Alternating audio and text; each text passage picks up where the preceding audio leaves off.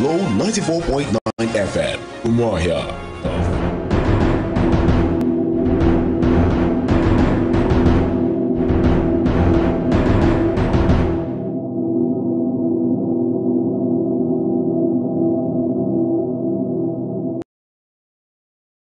This news now on Flow 94.9 FM Oluoha, the flow of God's own state.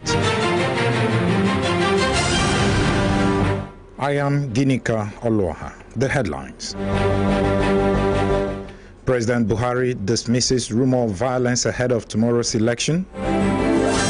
INEC to include Zamfara APC on the ballot.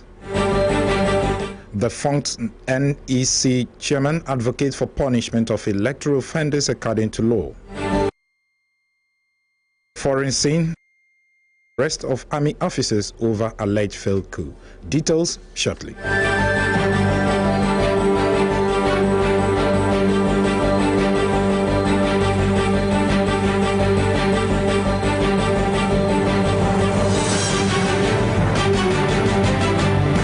Now the news in full.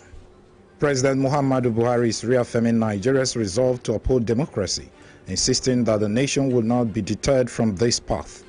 In a nationwide broadcast ahead of tomorrow's rescheduled presidential and National Assembly elections, President Buhari expressed confidence in the ability of Nigerians to make democracy flourish in the country. I urge you to go out and vote. I say this because elections are the cornerstone of representative governance, and voting constitutes the highest and best expression of the sovereign will of the people to choose the government that best represents them. It is only upon the freely expressed will of the people that government truly dedicated to the welfare, rights, and interests of the people can be founded. While dismissing the rumors of violence and arrest making the rounds, President Buhari gave the assurance that security agencies have worked diligently to ensure that adequate measures are put in place to check breakdown of law and order. Do not be afraid of rumors of violence and unrest. Our security agencies have worked diligently to ensure that adequate security measures are in place. You will be able to vote in an atmosphere of openness and peace, devoid of fear from threat or intimidation. Meanwhile, the Independent National Electoral Commission says it will include the candidates of the All Progressives Congress in Zamfara State on the ballot. Announcing this in a statement today, the INEC chairman, Yakubu Mahmood, said the electoral body took the decision following a ruling delivered yesterday by the Court of Appeal sitting in Abuja. The judgment of the Court of Appeal saying that the Commission should recognize APC candidates in Zamfara State. It's a very clear-cut, straightforward judgment. We have since complied, and we have also issued a statement. So the APC candidates for the National Assembly elections will be on the ballot in Zamfara State tomorrow, and also they will be on the ballot in Zamfara State for the governorship and state assembly elections, unless there is another judgment of a superior court before then. But we'll continue to obey court orders. A former chairman of the now defunct National Electoral Commission, Humphrey Nwosu, who also presided over the conduct of the annulled 1993 presidential election, says Nigeria has failed to build on strong foundation laid in the past. In an interview, Nwosu shared his thoughts about Nigeria's multi-party system, ballot snatching, and whether the military should participate in elections. Why should we go back to 91 parties, 93 parties, when we know they don't have the fund? They will resort to money bags. And they are resorting to money bags. They are godfathers now. Godfathers, my commission tried to do away with between 1989 and 1993. Godfathers, are they not there now? They are there, determining do this, don't do this. Are we having institutional memory building on what we left behind? He, however, agreed with INEC chairman Mahmood Yakubu on how to deal with ballot box snatchers during the election, maintaining that such people should be dealt with according to the law. I will condemn anyone who has any intention of snatching, using violence to mar this election. I will condemn it. But I will identify myself with what the law says, which the INEC chairman had said. But such people, if identified, they should be dealt according to the law, which says up to 10 years imprisonment and 500,000 naira fine or both. Because sanctity of life, we should begin to attach great premium. Meanwhile, the Chief of the Air Staff, Sadiq Abubakar, is warning commanders and the force against any lapses during the general elections. Abubakar, who gave the warning when he met with Nigerian Air Force principal staff officers and other personnel of the force, said the commanders will be held personally responsible for any lapses in their areas of responsibility. He further sensitized the personnel on the need to ensure that all Air Force personnel remain apolitical while providing necessary support to the Nigerian police. The Minister for Power, Works and Housing, Babatunde Fashola, believes that the issue of unemployment in the country can easily be tackled by the private sector. Speaking in Lagos, Fashola maintained that the private sector has the capacity to address the unemployment scourge. Where can we create jobs? It is through the 95% that private sector employs. How can we do that? Make them productive, make them competitive, make them able and willing to expand through access to credit. Because the largest employment lies in the private sector if they become competitive, if they become productive.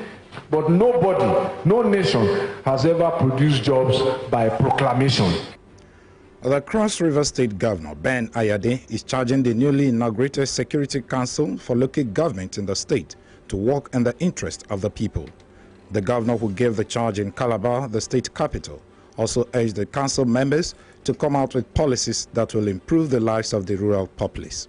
Today you are charged with a responsibility which is greater than any other assignment on planet Earth, to go home and cater to your people, to provide for your people and protect them from all ramifications, from poverty, from squalor, from pain, from agony, from hostility, from external aggression, from intercommunal wars, from all sorts of things that challenge their very existence.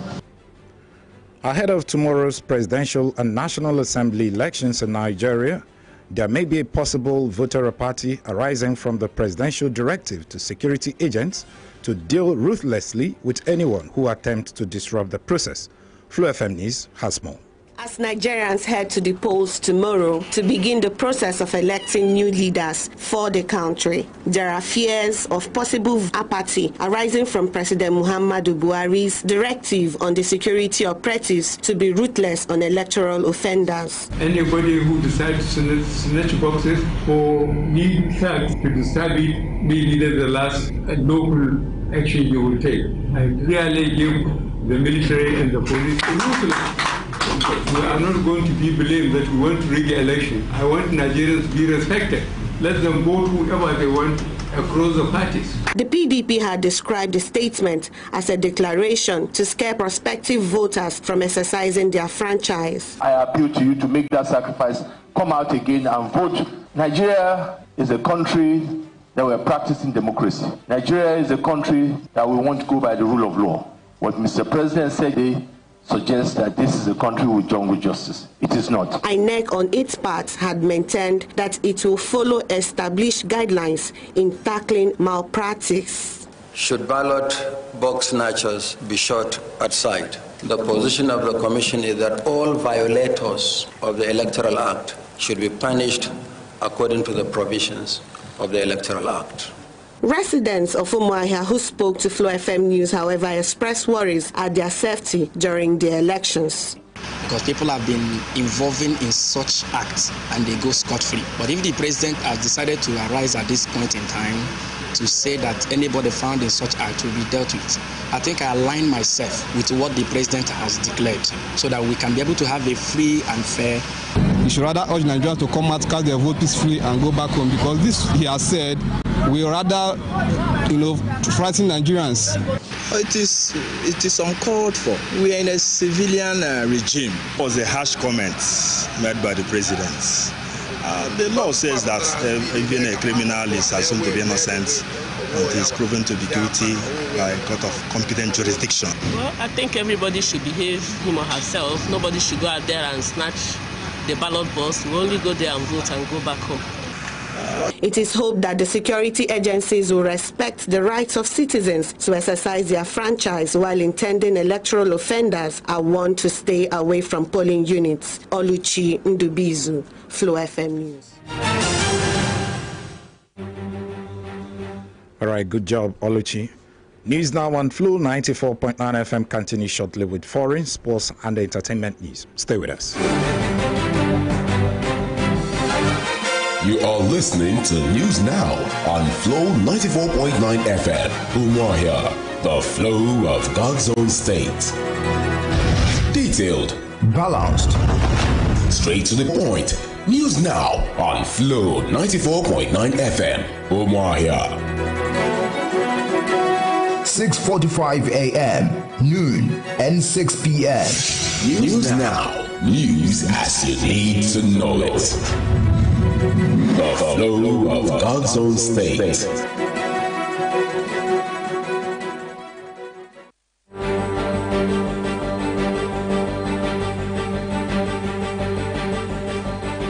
Welcome back to the news. Now, from the foreign scene, Turkey has issued arrest warrant for almost 300 active military officers for alleged links to a failed 2016 coup aimed at unseating President Recep Tayyip Erdogan. They are accused of having links to US-based Muslim preacher who is blamed for orchestrating the failed coup. And for sports, David Oku is standing by. Good evening, David. Yes, a very good evening to you, Ginika. Good evening all and welcome to Sports News Updates at Tea Time. We begin with an extraordinary story involving FIFA and Chelsea, as Chelsea Football Club have been banned from signing players in the next 2 transfer windows for breaching rules in relation to youth players. FIFA has announced the ban until the end of January 2020 does not prevent the release of players and will not apply to their women's and futsal teams. The Premier League club have said they will appeal against the decision. Chelsea have also been fined £460,000, while the Football Association FA has been fined £390,000. It comes following a FIFA investigation into Chelsea's signing of foreign under-18 players, including former striker Bertrand Traoré. The world governing body says it found breaches in 29 cases out of 92 investigated. And now to European football. In Europe's subsidiary competition, the UEFA Europa League, Arsenal will play French side Rennes and Chelsea face Ukraine's Dynamo Kiev in the last 16 of the Europa League.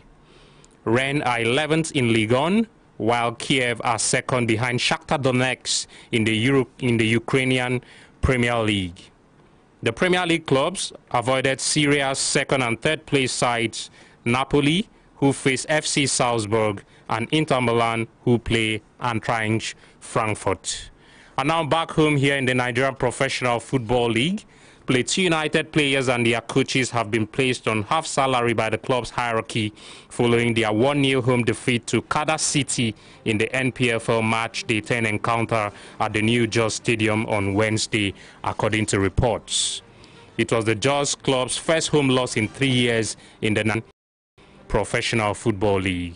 And let's finish it off with the world of tennis, as top seed Juan Martin Del Potro is through to the quarterfinals of the Delray Beach Open with a 6-4, 6-4 win against American Rauli Opelka. The Argentine, playing his first tournament since breaking his kneecap at October's Shanghai Masters, held serve to love in the final game to wrap up victory in 1 hour and 13 minutes. The 30-year-old will face American Mackenzie McDonald